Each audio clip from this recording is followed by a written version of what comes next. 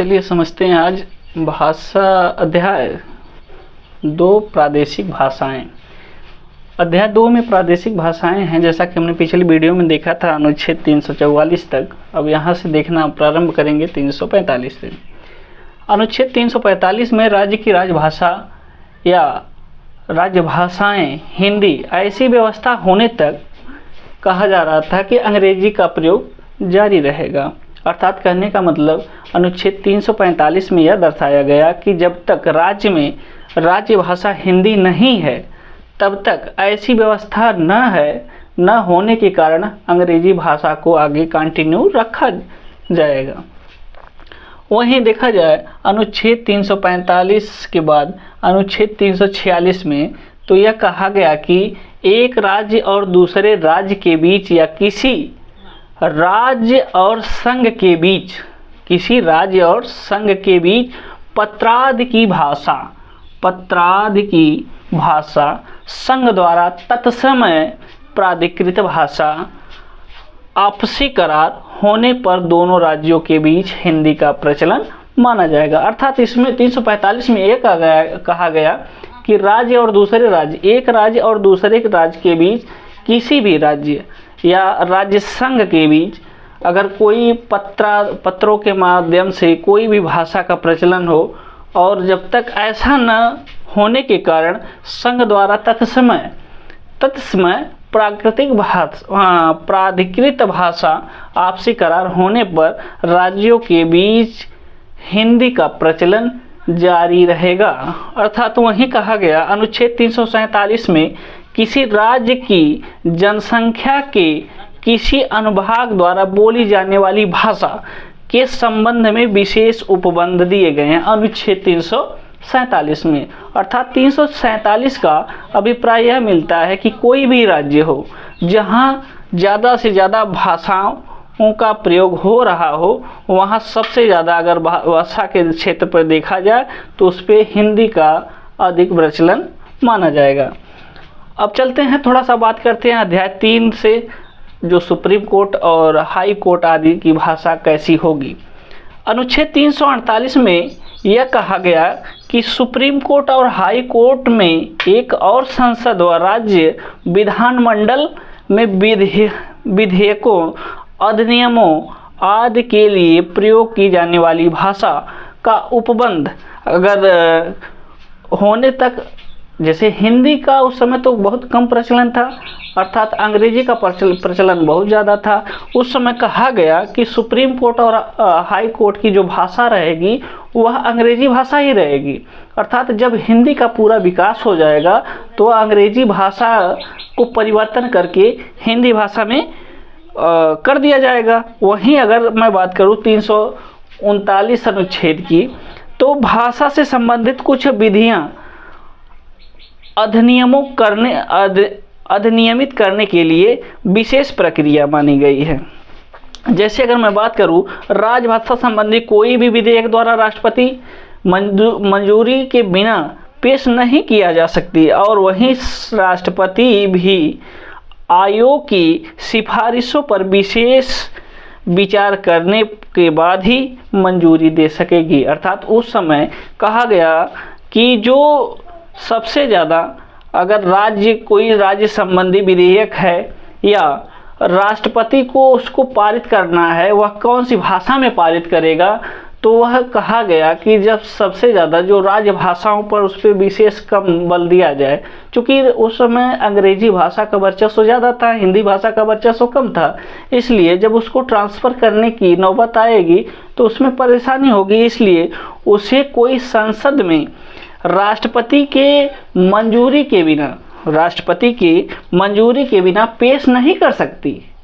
अर्थात कहने का मतलब उसको पेश करने के लिए राष्ट्रपति की मंजूरी होना जरूरी है और वहीं राष्ट्रपति भी आयोग की सिफारिशों के बाद ही उसको मंजूरी देने का प्रयास करेगा। अर्थात इस परिप्रेक्ष्य में अगर देखा जाए तो सिफारिशों पर विचार करने के बाद राष्ट्रपति अपना जो है अधिकार प्रस्तुत कर सकेगा। चलिए देखने का प्रयास करते हैं अध्याय 4 विशेष निर्देश। हालांकि हमने पिछले में देखा था अध्याय 3 में सुप्रीम कोर्ट और हाई कोर्ट, और इसी के संदर्भ में देखते हैं अध्याय 4 में विशेष निर्देश। इसमें कहा गया है अनुच्छेद 350 में यह दर्शाया गया है कि व्यथा के निवारण के लिए आवेदन में प्रयोग की जाने वाली भाषा, अर्थात कहा गया है अनुच्छेद 350 में यह कहा गया है कि जो हमारे ऊपर व्यथा पड़ेगी, जो हम लोगों के ऊपर दुख पड़ेगा, दर्द पड़ेगा, तो उसका निवारण हम लोग किस भाषा के आधार पर या किस भाषा में हम लोग करेंगे। तो उस अनुच्छेद 350 में व्यथा के निवारण के लिए आवेदन में प्रयोग की जाने वाली भाषा किसी भी भाषा में हो सकती है, किसी भी भाषा में हो सकती है। अनुच्छेद 350 यह कहता है, दर्शाता है। अर्थात उसी के संदर्भ में और एक बात की जाए कि भाषाई अल्पसंख्यक वर्गों के लिए प्राथमिक स्तर पर मातृभाषा में शिक्षा की व्यवस्था, अर्थात उस समय की अगर मैं बात करूं, अनुच्छेद 350 की मैं बात करता हूं, तो भाषाई आधार पर अल्पसंख्यक जितने भी लोग हैं उनको सबसे ज़्यादा प्रेफरेंस दिया गया कि प्राथमिक स्तर पर व पहले स्तर पर अपनी मातृभाषा, अर्थात जो अपने यहाँ की भाषा, अपने गांव की भाषा, अपनी माता की भाषा है, उसमें हम लोग शिक्षा की व्यवस्था का प्रावधान करेंगे। अर्थात अब इसकी दूसरी पॉइंट की मैं बात करता हूँ, तो इसमें कहा गया है कि भाषाई अल्पसंख्यक वर्गों के लिए विशेष अधिकार की नियुक्ति राष्ट्रपति के द्वारा की जाएगी। अर्थात भाषाई अल्पसंख्यक जितनी भाषा के अल्पसंख्यक हैं उनको अगर देखा जाए तो उनके लिए विशेष, अर्थात विशेष अधिकार का प्रावधान किया गया है राष्ट्रपति के द्वारा। यह हमें अनुच्छेद 350 सेकंड में मिलता है, अनुच्छेद 350 के पॉइंट सेकंड में मिलता है।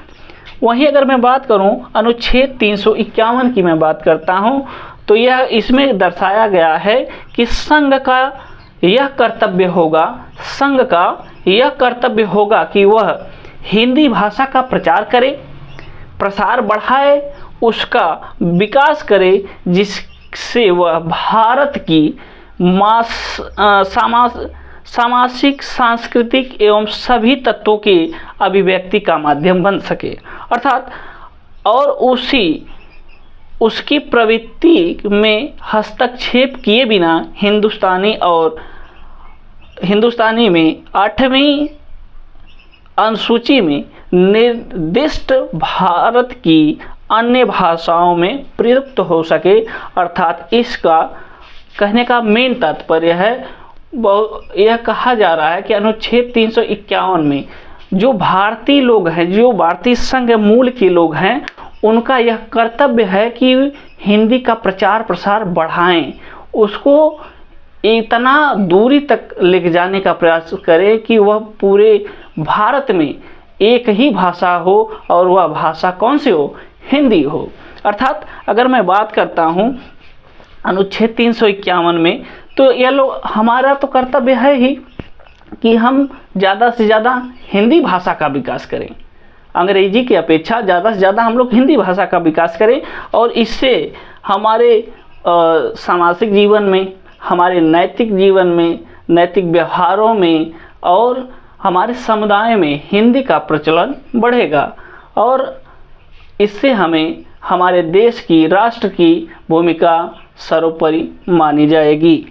तो इसी के साथ चलते हैं, अब अगले क्लास में मिलते हैं, तब तक के लिए धन्यवाद।